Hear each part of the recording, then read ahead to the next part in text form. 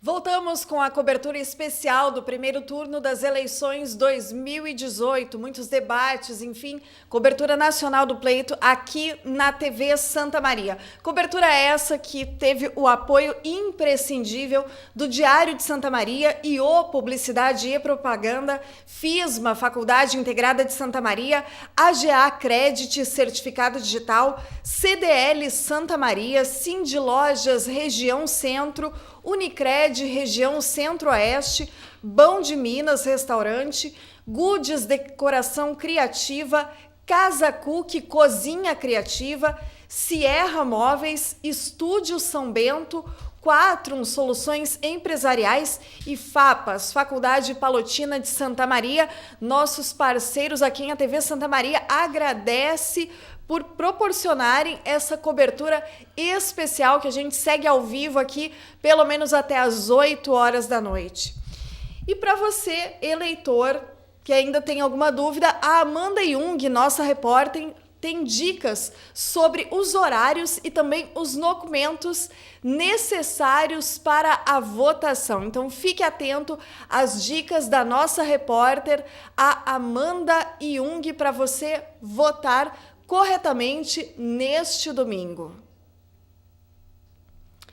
Seguimos então, daqui a pouco a gente volta então com as informações da Amanda Jung. Vamos passar então ao próximo debate aqui na nossa cobertura especial, cujo tema é segurança e justiça, com a apresentação de Marcelo Mendes Arigoni, professor universitário, e os nossos convidados, Ditimar Strau, conselheiro da OAB do Rio Grande do Sul, a delegada Débora Dias, o Henrique Azevedo, do TRF4, e Celso Celidônio, juiz militar. Eu passo de pronto, então, a palavra ao nosso mediador do debate, Marcelo Arigoni.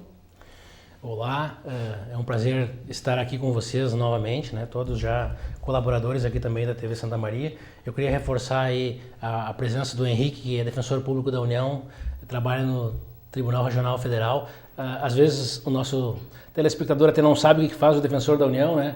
O Henrique trabalha inclusive em alguns processos da Lava Jato em Porto Alegre. É uma presença sempre importante aqui no nosso programa. O doutor Celso Celidônio, juiz militar, já uma referência na Justiça Militar e aqui em Santa Maria. Também agradecer muito a sua presença aqui. Doutora Débora Dias, a delegada renomada na Delegacia da Mulher. Eu acho que tu és a delegada de polícia que mais tempo está na Delegacia da Mulher no estado do Rio Grande do Sul, né, Débora? Talvez verdade. No país, né? Talvez. Uma das maiores autoridades nas questões relativas à violência contra a mulher, a Débora. E o Ditimar Strau, nosso companheiro aí, nosso colaborador também, conselheiro federal da Ordem dos Advogados do Brasil em Porto Alegre, mas advogado nosso aqui da Quarta Colônia da cidade de Santa Maria.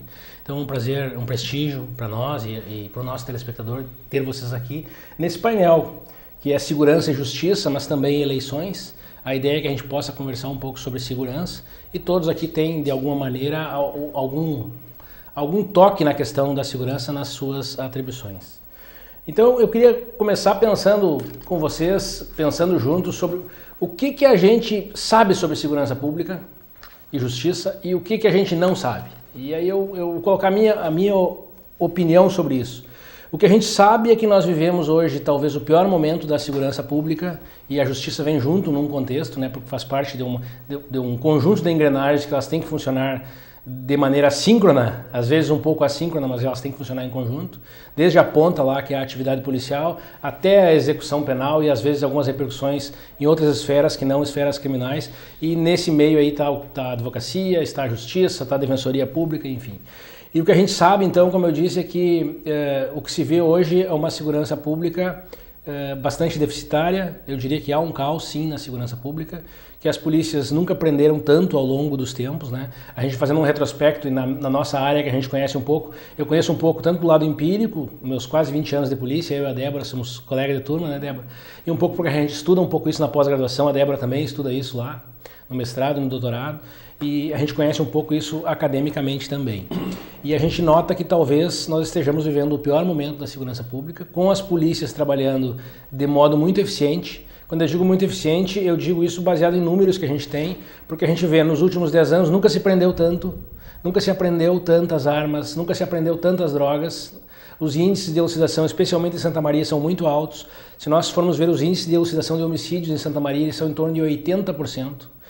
Santa Maria deve ter, então, um dos índices maiores de elucidação de homicídios, dos crimes contra a vida, de cidades do mesmo porte do Brasil e do mundo, por conta desse índice. Se nós formos verificar cidades no nosso Nordeste, lá como Fortaleza, que tem 3.000 homicídios por ano, Maceió tem 2.000 homicídios por ano, os indicadores deles talvez não cheguem a 5%.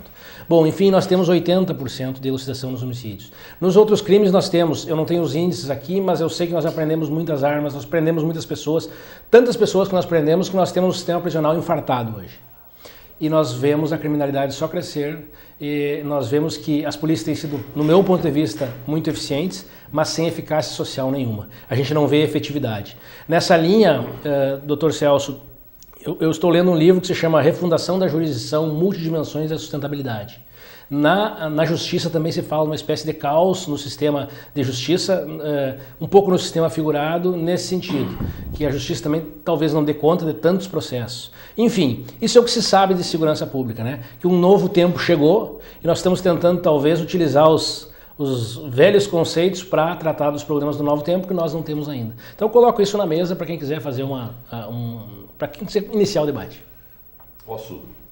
Você falou no meu nome, então, já agradecendo a satisfação que me deu de me novamente convidar para cá, para esse programa. Mas eu esses dias estava vendo duas menções a isso, né? Uma da TV Globo, com relação àquilo que o Brasil que se pretende e tal. E muita gente falando em segurança, era uma das questões mais mencionadas, né? A questão da segurança.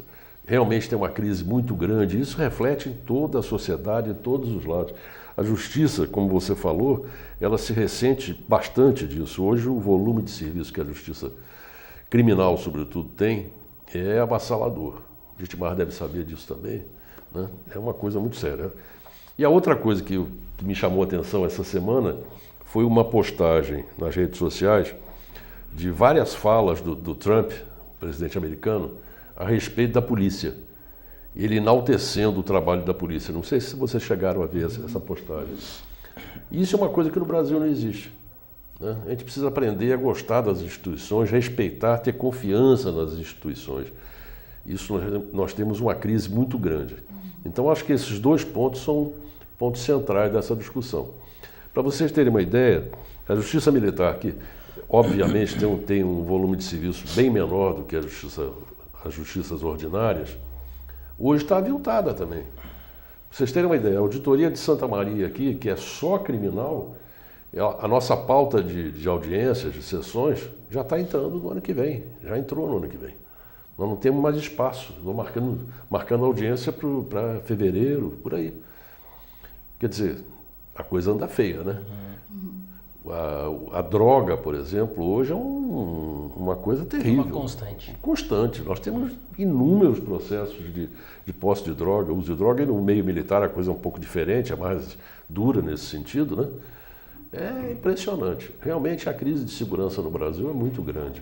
Você falou do número de elucidações aqui de homicídios, mas a gente tem que pensar o seguinte também, né?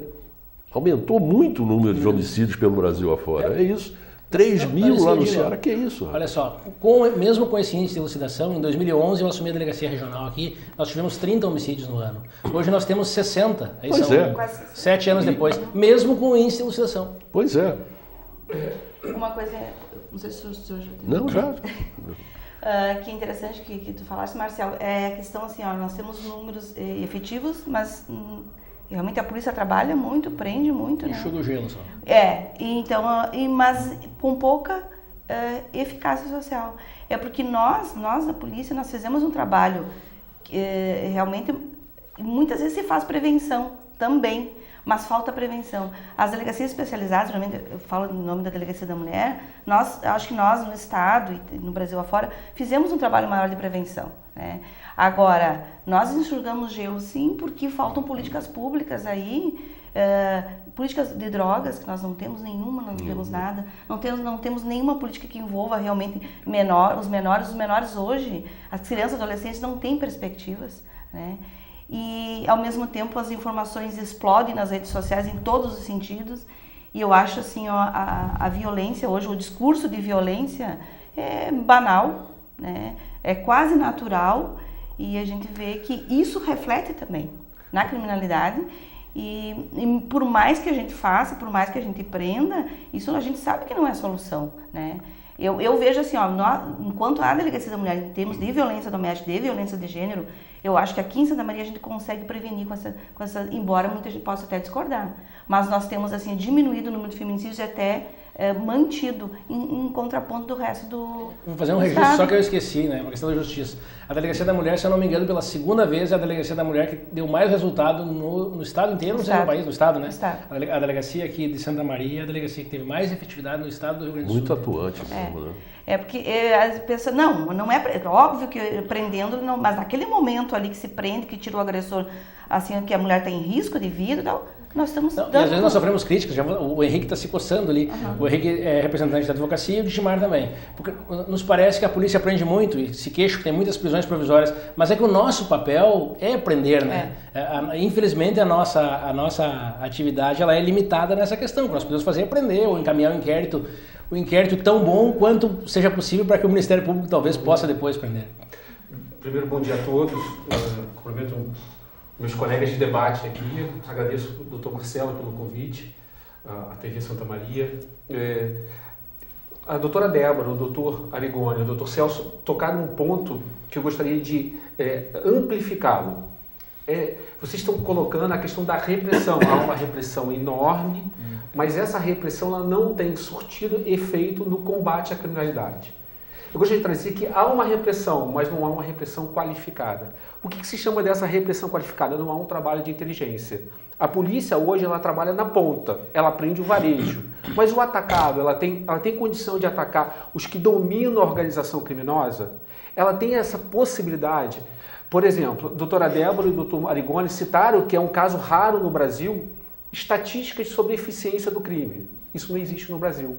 Não há inteligência. Qual o número de elucidação de homicídios no Brasil? Não tem esse dado correto. Cada órgão traz um dado diferente. E mede de forma diferente. E de forma diferente. Não há uma métrica uniforme. Então, no Brasil não há inteligência. Se não há inteligência, há um combate de enxugar gelo. Eu prendo o varejo e esse varejo tão logo é substituído. Porque quem está alimentando o varejo não é atacado. Então esse é o grande problema, não há uma qualificação na repressão. Então esse modelo que o Brasil adota é um modelo falido, é um modelo que não deu certo. E que nós continuamos nele, a polícia continua trabalhando com eficiência, mas sem resultado final, não por culpa da polícia. E aí o doutor Marcelo coloca um outro dado. Nós prendemos, esse é o nosso papel. Óbvio que é o papel da polícia, porque reflete essa política de inflacionar os crimes. Cada vez mais a gente tem mais leis criando figuras típicas e que a polícia, a doutora Débora aqui comentando que cada vez a polícia não tem número suficiente para combater tanta criminalidade, tantos crimes, porque se cria um monte de crime. Populismo penal. Populismo penal. E como combatê-lo? Eu vou dar um exemplo, eu trabalho na área Paraná, Rio Grande do Sul e Santa Catarina. Eu sou defensor público federal, atuo no Tribunal Regional Federal da 4ª Região. Um dos crimes que eu mais defendo é descaminho e contrabando. Ou seja, as pessoas que vão em países importam, no meu caso, mercadorias proibidas ou não pagam o devido imposto. Essas pessoas respondem a um processo. Eu peguei um caso, tem uma semana, que me chamou muita atenção. A Polícia Federal estava em Foz do Iguaçu, na Ponte da Amizade, tinha uma Polícia Federal com binóculo e outros policiais no Rio. Então, o do binóculo apontava quem estava com o barco trazendo mercadoria, o policial ia lá e pegava aquela pessoa. E eu fiquei pensando, será que esse efetivo da Polícia Federal é necessário? Ele deve atacar esse contrabando? Ou deve estar pensando para atacar o tráfico de drogas, não o descaminho ou o contrabando? Por que não utilizar? Porque a gente pensa assim, ele prendeu, acabou ali o trabalho, não, ele vai ter que ir depor na justiça. Ele vai ter que instrumentalizar o inquérito policial. Depois, esse policial está saindo de uma atividade que seria mais necessária para atacar questões burocráticas de um crime que que é eminentemente econômico para proteger uma indústria. Aí você fala assim, mas isso no atacado, isso não causa prejuízo, a economia causa. Mas vamos trazer uma experiência de Portugal. Em Portugal, o crime de contrabando, lá não tem essa diferenciação entre contrabando e descaminho, ele só é tipificado se a mercadoria ultrapassar 7.500 euros. Então ele criou uma barreira para evitar que a polícia atue. Aí, mas esse contrabando mínimo? Esse contrabando mínimo poderia ser resolvido administrativamente. Direito penal como última ratio. Claro, administrativamente. Dá o perdimento na mercadoria, as atividades administrativas podem atacar esse problema, dar o perdimento na mercadoria e está resolvido. Mas aqui na Justiça Federal tem um limite de 10 mil reais. 20 mil reais agora hoje. 20 mil, né? 20, mas isso não impede, não desobriga a polícia de prender, de instaurar um inquérito, Exatamente. de investigar. Só vai verificado numa segunda instância. Aí quando chega lá no tribunal, isso nada Trabalho acontece. perdido. Trabalho Vou dar perdido. um pitaco aqui. Agora, essa questão que você falou muito bem, eu trato vocês de você aqui, Claro. porque eu acho que eu sou mais velho aqui, não sei, devo ser. Creio que sim. Mas assim, ó, você falou da questão do ônus seguinte, que é ir lá prestar depoimento, mas isso é um absurdo. Tem que acabar com isso. Hoje a justiça está toda informatizada. Grava, filma. Videoconferência, É. por que não? Tão fácil e tão valioso o sistema de videoconferência. Hoje nós temos aí fazendo videoconferência em qualquer lugar. Eu faço videoconferência até na praça. Se não tiver onde fazer, o meu funcionário vai lá, bota a câmerazinha dele no laptop, enfia a pena ali de link. E nós fazemos assim, quer dizer, então por que não? Mas isso já existe, a videoconferência Pois é. na Justiça Federal. Mas isso Aí não, isso mas não melhora tira muito. o funcionário policial dessa. Porque aí ele vai ter que buscar lá, que isso é devolvido 2 anos depois, um depois, vai ter que Quando pesquisar. nem lembra mais, Não né? lembra, tem que pesquisar o que É, houve, o que não, sem aconteceu. dúvida. Isso causa e tira da atividade fim, tira da persecução de algo muito mais importante para a sociedade. Mas isso é o quê, Henrique? Isso aí é o quê? É o grande problema, na verdade, o primeiro problema que eu vejo lá na pontinha, para começar com isso tudo, todo esse absurdo, é a legislação. Claro, com certeza. É como você disse, né? Vem aquela legislação. Como é que você se expressou, Marcelo? Você falou? Populismo penal. Populismo penal. Isso a gente vê, ó. A criação de crimes hediondos, aquela coisa toda. Né? Nós passamos por aquela questão da Polícia Militar do Rio de Janeiro e de São Paulo, que andou matando muito, lembra? No Rio Sul, depois aquela da favela naval. Aí já criaram leis novas. Agora criaram Não funciona. É uma resposta legislativa em vez de ter uma resposta de política pública. Isso, Você faz assim, ó, isso. vamos criar uma lei. É. E aí sobra para quem? Para a polícia? Para a polícia. Eu só quero fazer 2 observações no que o Henrique disse e vou passar a palavra para o Gitimar. Uma é assim, na verdade nos falta uma política séria de segurança pública em nível global, que não seja política de governo, que se mude a cada 4 anos, às vezes antes, quando troca o secretário ou o ministro. Então isso é uma coisa do que a gente que está na ponta que se ressente. Alguma coisa realmente séria e uniforme por quem conheça segurança pública. E segundo, com a relação do crime do atacado, eu discordo um pouco porque, especialmente para nós aqui em Santa Maria, o crime virou um varejão. Entenderam? Fica difícil a gente trabalhar no atacado. Por exemplo, tráfico de drogas. As pessoas perguntam quem é o grande traficante de Santa Maria. Não há grandes traficantes de Santa Maria. Tem alguns grupos criminosos ligados ao sistema prisional, invariavelmente. Mas hoje, especialmente nessas áreas de vulnerabilidade social, a droga está em cada esquina. Essa é a pergunta que fazem pra gente. Pô, por que não prende? Pô, a gente prende, mas a gente prende um e vem... E o que o Henrique disse, tu prende um e vem outro. Né? Então fica difícil, porque isso está disseminado de uma maneira que realmente... desborda, vai muito além da nossa capacidade aqui, né? Teria que ter um gargalo antes. Aí nós vamos pensar nas fronteiras, policiamento de fronteira, enfim. Quem abastece, Exatamente. quem traz essa droga para Santa Maria. Mas daí a polícia, nós aqui não temos perna para fazer isso. Mas aí tem um problema muito grave, né, rapaz? Porque aí a gente sabe de muito tempo atrás, isso continua, né, que os grandes grupos fornecedores de drogas, tem gente graúda, né? Com certeza. Que circula até nomes aí pelas redes sociais, né, pelas conversas, mas não se tem prova, não se tem... Até porque o dinheiro é muito dinheiro envolvido. Então, meu amigo, né? Aí eu não sei se é realmente isso, mas se é duro, hein? O que você acha, Gitimar? Eu quero saudar aí, até agora estava de espectador apenas, saudar esse qualificado grupo, é uma alegria, uma honra estar aqui. E realmente, o problema de segurança pública, evidentemente que toda origem tem origem no social, né? A dificuldade econômica, financeira do país gera o aumento da criminalidade. E a sensação o que o cidadão espera da segurança? A impressão que eu tenho é o seguinte, eu vim avaliando hoje quando eu vinha para cá. A impressão que eu tenho é assim, o cidadão que reside em Santa Maria, que reside em Porto Alegre, talvez eu gostaria de ter assim, a mesma tranquilidade que eu tenho quando moro no Palma, de poder ser na rua com tranquilidade.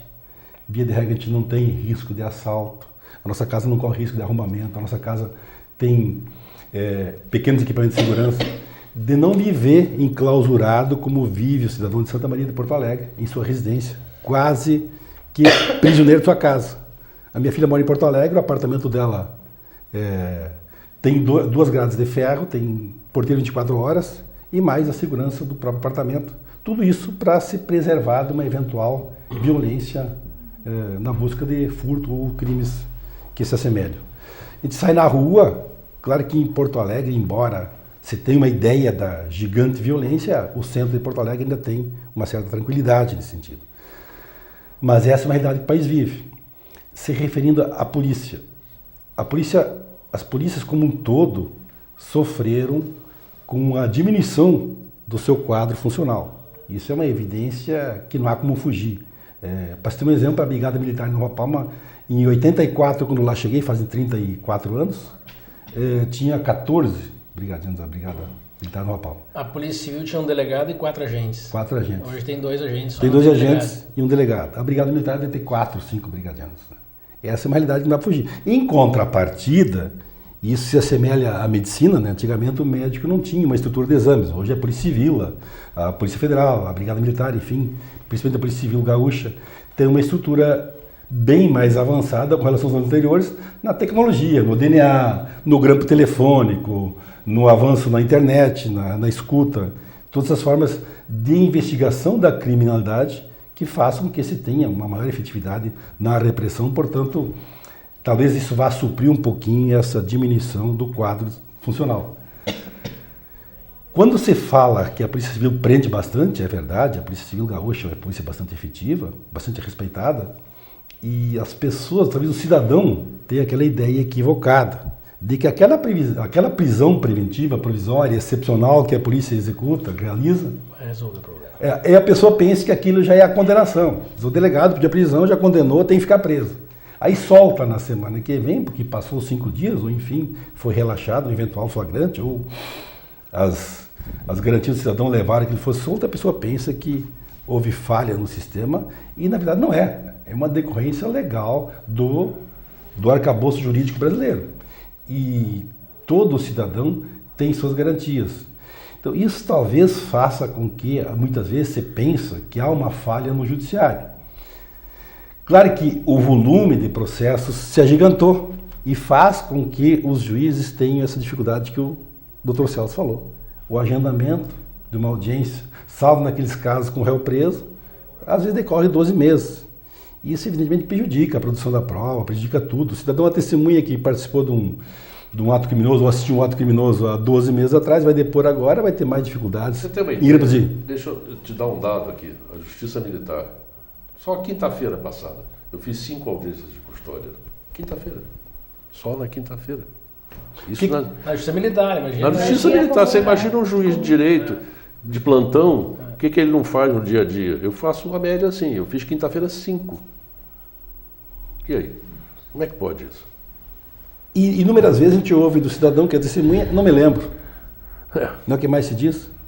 Se ouve com frequência isso, né? É uma decorrência do processo. Na verdade, nós temos o nosso país, o Brasil, é um país terceiro mundo, e em decorrência disso, toda a circunstância do país é terceiro mundista.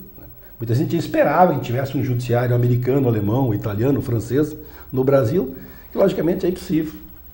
Porque o Brasil é o Brasil. Eu não consigo enxergar a culpa no judiciário, nem na polícia, no aparato policial. Eu vejo a culpa muito mais numa política pública que não investiu em educação. O Ministério da Justiça, através do INFOPEM, divulgou recentemente dados do nosso sistema carcerário. 75% dos presos não têm ensino médio. Dentre os 75%, 50% não tem ensino fundamental. Menos de 1% é que tem graduação. Então a gente vê uma falta de educação em quem está na prática criminosa. Então, o Estado falhou no que era mais premente, educação, educar a população. E aí, as políticas públicas no Brasil, elas, por mais visibilidade, e é isso em função da Constituição de 88, que tirou muita despesa da União, em contraponto, colocou muita receita para a União, deixou para o Estado e para o município, com menos tributo, menos arrecadação, a obrigação do ensino fundamental e o ensino médio. O que acontece? Eles estão com menos recursos e com mais obrigações legais, constitucionais. E a União, ela focou no ensino universitário, que é um ensino caro, e não estou dizendo que não é necessário, mas não apoiou os estados e municípios no ensino fundamental, no ensino integral, no ensino de 0 a 5 anos, hoje de 0 a 3 é dito como mais essencial. Ou seja, as nossas crianças, elas estão abandonadas. Quem está no mundo do crime hoje são menores. E também o IFOPEM, até 25 anos, é a maior massa carcerária no Brasil. Então, são jovens que praticam crimes. Jovens que não tiveram educação, não tiveram instrução, não tiveram pais, o pai ou a mãe lá para educá-lo, para ensiná-lo, para colocar limite. Esses jovens estão na rua. A gente vai no Rio de Janeiro, sou carioca, os jovens estão na rua, os meninos estão na rua, sem educação, sem possibilidade. Talvez se a União tivesse uma política efetiva de ajudar os estados e municípios com o ensino integral, isso é fundamental, é caro, mas é fundamental, de colocar essas crianças na escola e dar chance deles formarem, se tornarem pessoas com maior nível de instrução, nós não estaríamos com esse problema. Então, é preciso que nós também não só coloquemos a culpa na justiça, a culpa no aparato policial ou até mesmo nas leis. É preciso que nós paremos e falemos assim, essas pessoas são efetivamente educadas? Elas conseguem compreender o que fazem, o que deixam de fazer? Eu sempre brinco, e eu brincava isso na Justiça Militar quando atuava, que Kant tem uma frase muito interessante, que para mim ela sintetiza o problema que o país passa. O homem só é homem através da educação. O homem só se transforma em homem através da educação. Ou seja, nós não só atingimos nosso ápice se tiver alguém para nos ensinar, alguém para trazer conhecimento.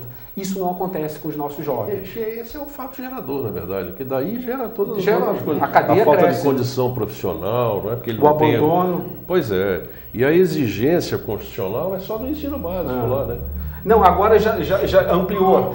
Mas não para ensino universitário. Quer dizer, você não tem essa necessidade. Só que você ficar gerando vagas e criando universidades, isso dá voto, né? Ensino básico não dá voto. Não aparece. Não aparece. Esse é o grande problema. E muitas vezes, a maioria aqui tem algum contato com a universidade, a gente sabe que o nosso aluno muitas vezes chega lá no banco acadêmico sem a mínima condição de estar ali, né? É porque as faculdades aí, as universidades hoje elas estão puxando os alunos para dentro, né? E essas pessoas chegam lá às vezes sem qualquer condição aí de ensino médio que possibilita ali. Eu já vou te dar a palavra, só queria dizer que o Henrique reforça o que a Débora disse. Infelizmente a gente trabalha só na repressão, quando falha na prevenção. E eu vou acrescentar essa questão da educação aí, que falta muito acompanhamento familiar também, né? Não só para as crianças, mas as nossas áreas de vulnerabilidade, que hoje são muito grandes e cada vez crescem, elas estão produzindo pessoas que não têm a mínima condição de vir se ajustar na sociedade, outros símbolos, outras regras, né? Há estudos, já pedindo desculpa, eu estou falando demais, há estudos que comprovam que os pais que participam da educação dos filhos, os filhos têm muito mais possibilidade de crescer intelectualmente, de desenvolver capacidades. Então, a gente não vê as pessoas menos favorecidas. Os pais estão fora, não há uma estrutura fora por trabalho, por abandono, enfim, não tem uma estrutura do Estado para alocar essas crianças em instituições de ensino que possam estar presentes para transmitir conhecimentos para elas. Não, o que eu ia dizer, que concordando com o Henrique, que realmente assim, para mim isso acho que todos nós concordamos, o cerne da questão mesmo é a educação. Sem dúvida. Né? A educação, só que assim, um país que não tem educação é um país também mais fácil de manipular. Né? Então, às vezes, não há interesse político em dar educação para o povo. Agora, os nossos flagrantes, por exemplo, eu mesmo na Delegacia da Mulher, então a gente faz parte desse caso dos plantões, né? Que eventualmente nós fizemos plantões, então na DPPI, os flagrantes são de jovens mesmo. O último que eu fiz, os dois tinham 18 anos. Tráfico pequeno, né? Nada não tráfico, entre aspas, tráficozinho, né? Que não teria como não atuar, porque era tráfico mesmo. Um dos menores estava há pouco tempo, tinha saído do CASE. Aí eu perguntei até para ele qual era o crime, né? Homicídio, com 16. E eu falei, ele falou, não, mas faz tempo. Falei, quanto tempo? 2016. Quer dizer, é uma falta de, assim, ó, de noção. De noção, porque para ele eu falei, mas o que houve? Ele ia dar na minha, eu dei na dele. Ponto. E faz tempo. Uma coisa do passado que não interessa mais. Mas matou uma pessoa. 2 anos. 2 anos atrás é muito pouco tempo. Mas para um adolescente é muito tempo.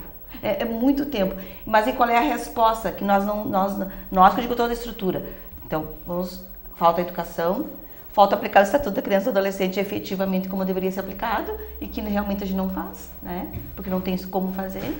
E aí, assim, ó, esse tipo de delito, que é o tráfico, eles se envolvem, na verdade, eles são usuários e eles estão vendendo para manter o próprio vício e para algumas outras coisas. E é triste isso. E aí o tráfico, às vezes a polícia é criticada porque da maneira como trabalha em cima do tráfico.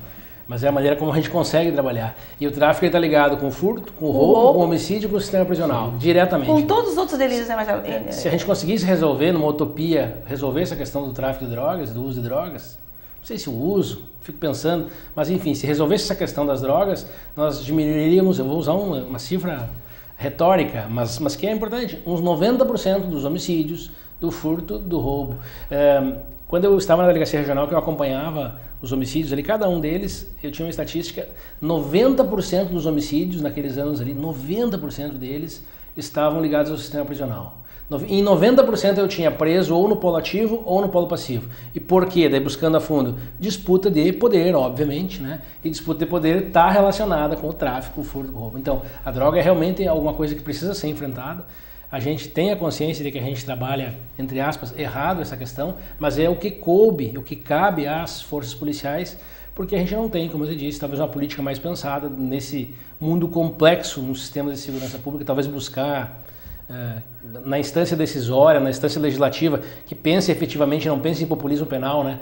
Populismo penal que a gente citou, às vezes o telespectador não sabe, é o legislador que vai lá, está ocorrendo muito homicídio, eu vou ser o deputado que vou criar um crime que vai deixar mais grave a questão do homicídio. Aí aquilo para ele fica importante, o deputado que criou. Agora, por causa dos abigeatos, há cerca de 2 anos, há 1 ano e pouco, criaram mais um tipo penal no furto ali com relação ao crime de abigeato. Quando nós já tínhamos o furto qualificado ou no furto mesmo, enfim, não é isso que vai reduzir o número de abigeatos. O que vai reduzir efetivamente é talvez dar mais condições para que as polícias possam fazer um inquérito melhor, para que o sistema prisional, aliás, para que a justiça consiga também julgar em tempo hábil e que nós tenhamos especialmente que a grande questão hoje que nós não tocamos, um sistema prisional, eu não vou dizer nem que ele ressocialize, mas consiga conter o preso, porque o sistema prisional hoje, para muito além de não ressocializar, ele não consegue mais conter o preso está ali dentro, ele está com o celular, está com o computador, com o smartphone, ele interage do lado de dentro, do lado de fora, às vezes melhor do que se estivesse de fora, porque às vezes ele está protegido lá fora, é o bunker dele lá dentro, e ele consegue interagir aqui. Então o nosso sistema prisional hoje é uma piada, isso não é uma crítica para ninguém, isso é algo que nós precisamos pensar, porque isso precisa ser enfrentado. É a realidade. Ele é retroalimentador. Por quê?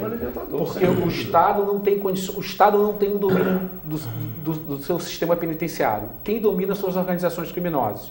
Se eu sou preso e vou para o sistema carcerário, eu vou ter que me agregar a alguma organização criminosa para me manter íntegro, para garantir a minha integridade física. Eu vou ter que me agregar. E aí sou mais um soldado. E me agrego como? Ou pago para essa organização criminosa, ou se não tem dinheiro, assumo o compromisso, uma vez solto, praticar um crime para quitar aquele débito com a organização. Então é um sistema que se retroalimenta. Peraí. Vamos zerar tudo, né? A gente tem que falar isso para a população ouvir aqui nesse programa. Que a gente não tem sistema carcerário. Nós não temos sistema carcerário. Não temos. Que quem manda lá é a bandidagem. O que é isso, meu Deus? É pro forma. Isso é real. Né? Isso é real. O juiz que tem a infelicidade que eu não tenho, que a maioria dos meus presos é de militares que acabam presos nos quartéis, com cadeias decentes, com comida decente, né? Com dignidade, mas o meu colega lá de várias execuções, eu acho que ele não dorme à noite. Ou então ele acaba se tornando um insensível. Porque isso é um absurdo, é uma loucura. Você joga um sujeito no sistema carcerário brasileiro, se é que se pode chamar, você acabou com a vida dele, efetivamente. Se ele tinha recuperação, ele não vai ter mais. Da família. Porque a família acaba envolvida nesse processo todo, né? E a verdade é a seguinte, o cidadão, depois que ele é preso, a rigor, na grande maioria das vezes, a vida dele acabou.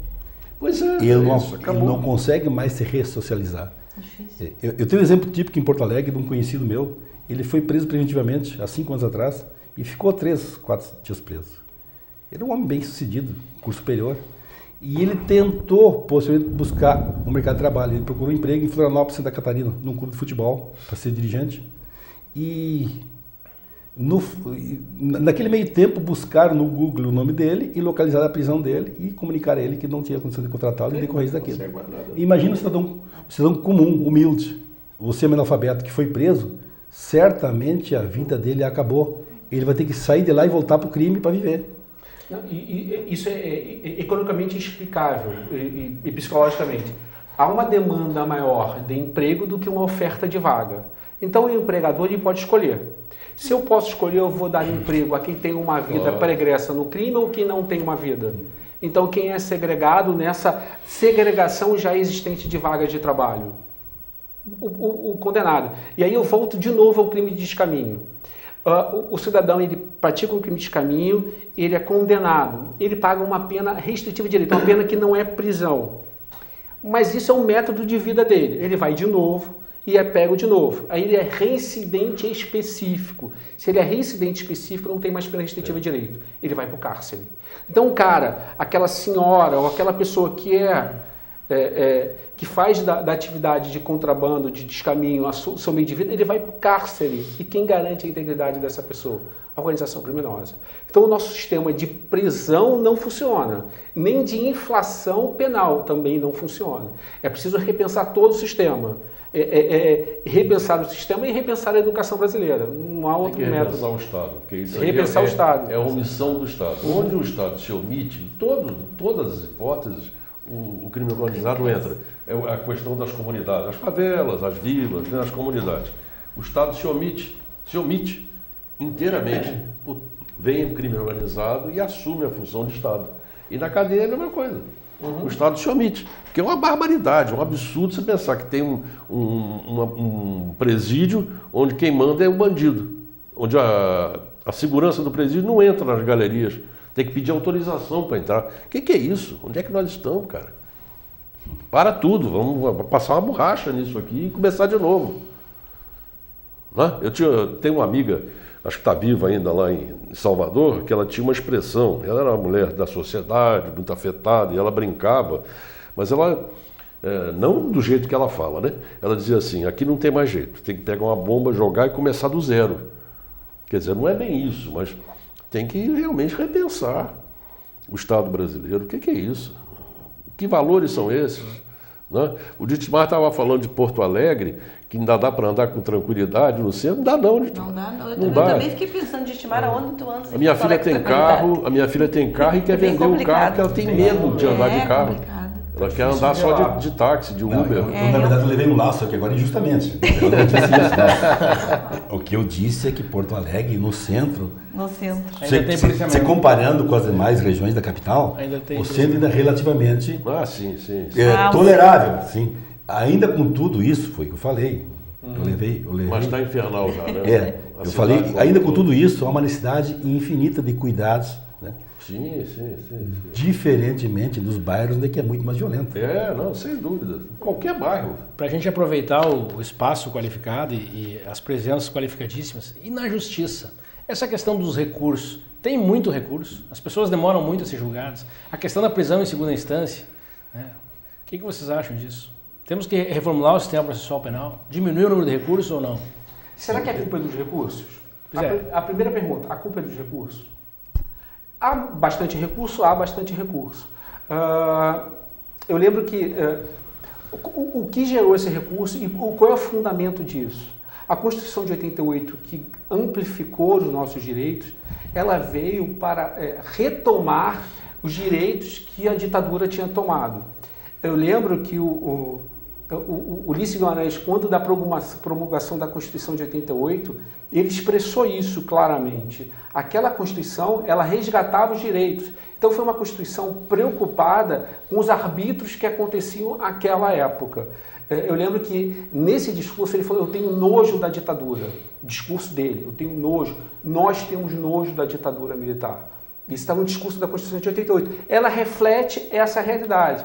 Talvez não seja, e ele faz uma meia-culpa, ele fala, essa Constituição não é a melhor, tanto não é a melhor, ela precisa ser corrigida, que ela garante meios de correção, como já aconteceram.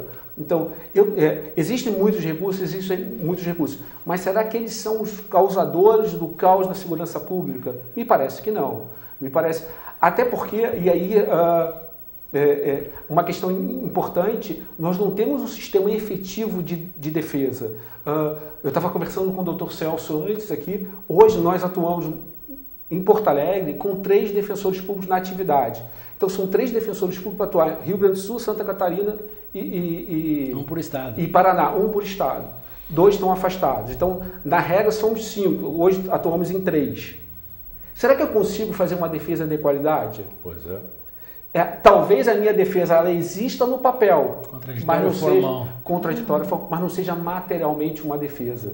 Porque a defesa não está estruturada. Então, talvez os recursos eles ainda sejam tão importantes em função dessa ainda desprezo pela defesa no Brasil.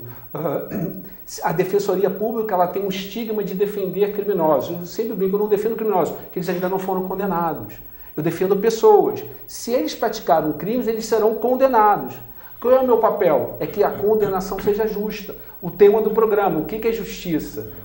É isso que a gente busca justiça. Esse é o papel. Vocês defendem o devido processo. O devido processo. Para evitar o arbítrio, para evitar que pessoas sejam condenadas sem o processo. Porque aí o doutor Celso que julga, alguém pode mexer com a filha dele. E se não tem uma defesa, ele pune do jeito que ele, mexeu com a minha filha, então vou combinar com um promotor, isso hipoteticamente, para que ele te denuncie e aqui eu condeno. Se não tem recurso, acabou o processo aqui. Então os recursos eles são necessários como um contraponto, com uma possibilidade de você levar a um outro julgamento uma decisão que possa ter sido injusta. Então me parece que o problema não é recurso. Você falou da Constituição, né? Agora, realmente, eu costumo brincar com a nossa Constituição, ela é uma Constituição que eu chamo de garantista xiita, porque ela é garantista ao extremo, né? Não há nada mais garantista no mundo do que a Constituição brasileira. Ela foi feita nesse momento, né? Assim como você tem, por exemplo, o Código Penal Militar, quando é que ele foi feito?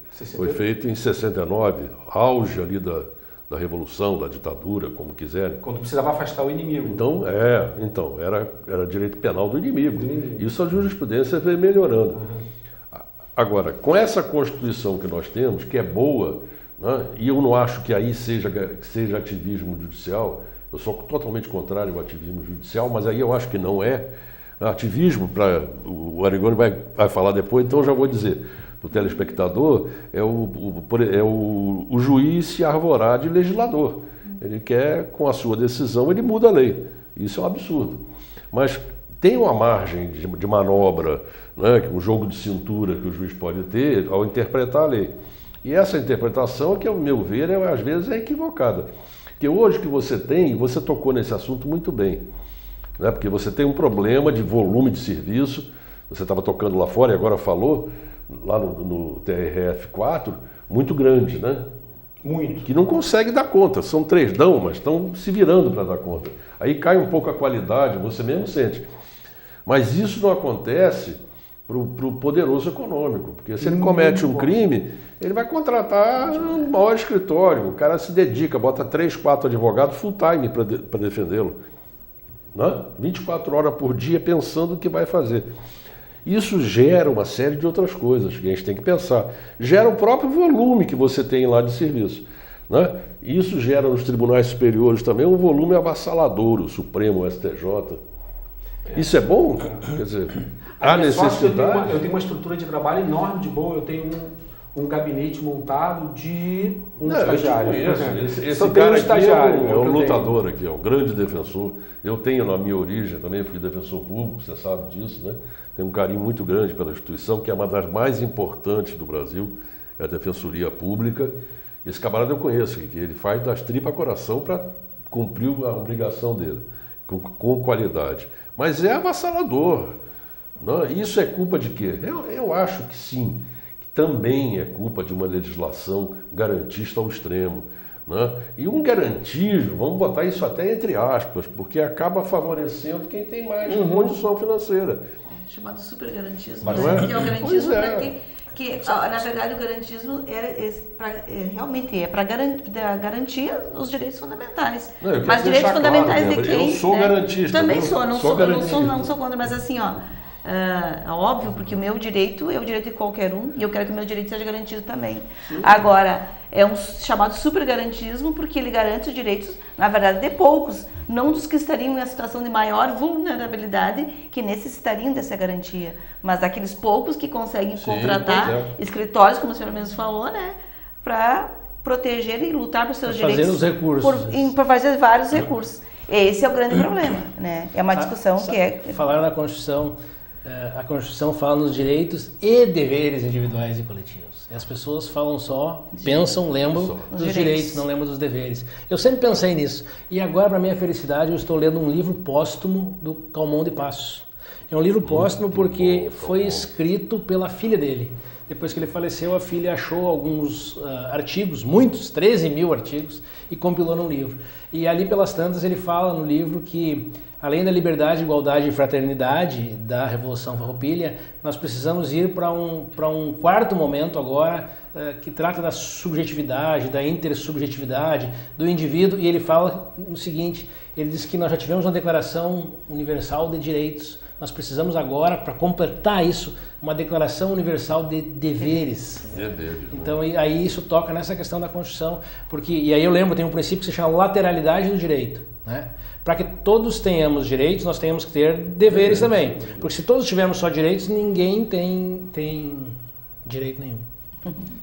Pois é, Marcelo, acho que eu não posso passar em branco, né? Estava ouvindo até agora, atentamente. E eu sempre tenho uma ideia, assim, né, com relação aos direitos e garantias do cidadão. Eu acho que eu prefiro ter 2 culpados soltos do que ter um inocente. Muitos culpados soltos.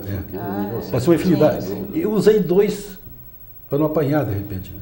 Mas do que ter um inocente preso ou condenado, enfim.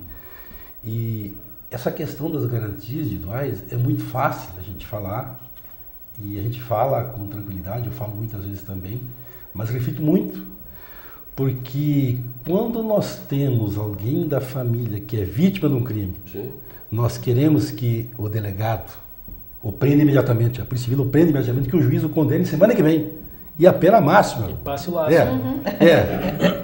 Agora, quando um dos nossos, um amigo, um vizinho, um parente, ou um filho da gente, um irmão da gente, é acusado de um crime, nós queremos que se garanta a ele todas as garantias possíveis de defesa e de recursos possíveis.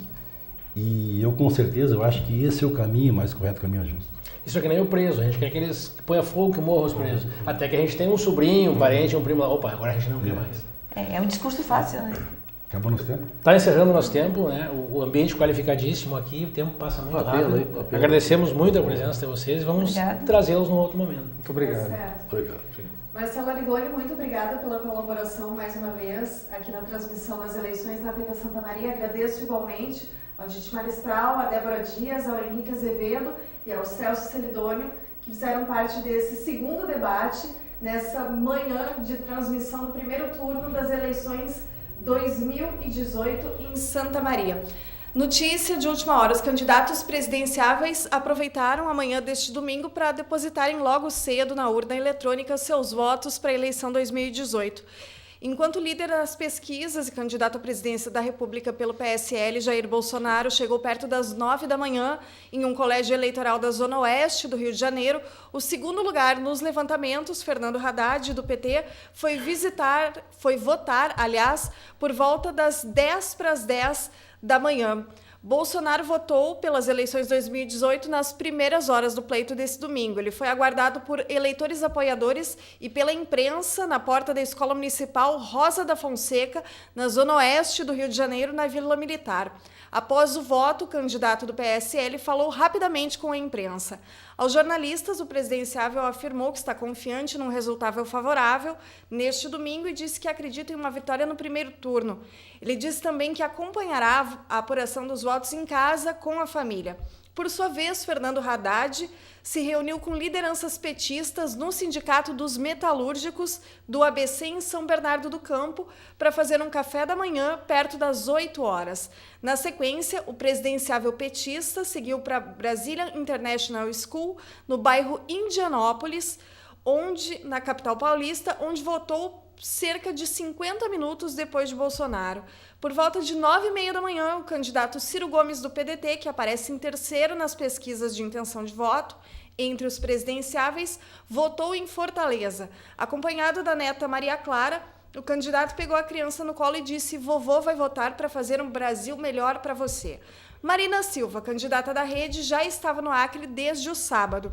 Ela votou em um colégio de Rio Branco. Já o tucano Geraldo Alckmin, que vota num colégio de Morumbi, na zona oeste da capital paulista, também deve votar ao longo da manhã, como demonstrou ter o costume nas últimas eleições. Guilherme Boulos, candidato pelo PSOL, também votou pela manhã na PUC de São Paulo. O presidenciável do Novo, João Amoedo, ficou na fila para votar no Rio, esperando a sua vez. E além deles, Henrique Meirelles, do MDB, votou na Escola Rio Branco, no centro de São Paulo, e já exerceu seu direito nas eleições 2018. Essas são as informações do último segundo ig.com.br. Mais uma vez lembrando que esta transmissão da TV Santa Maria tem o apoio cultural imprescindível do Diário de Santa Maria e o Publicidade e Propaganda, FISMA, Faculdade Integrada de Santa Maria, AGA Credit Certificado Digital, CDL Santa Maria, Cindy Lojas Região Centro, Unicred Região Centro-Oeste, Bom de Minas Restaurante, Goods Decoração Criativa, Casa Cook Cozinha Criativa, Sierra Móveis, Estúdio São Bento, 41 Soluções Empresariais e FAPAS, Faculdade Palotina de Santa Maria. Nós voltamos depois de um breve intervalo aqui na TV Santa Maria para o próximo painel nesta série de debates que nós estamos apresentando, e o tema a seguir é Economia e Comércio Local.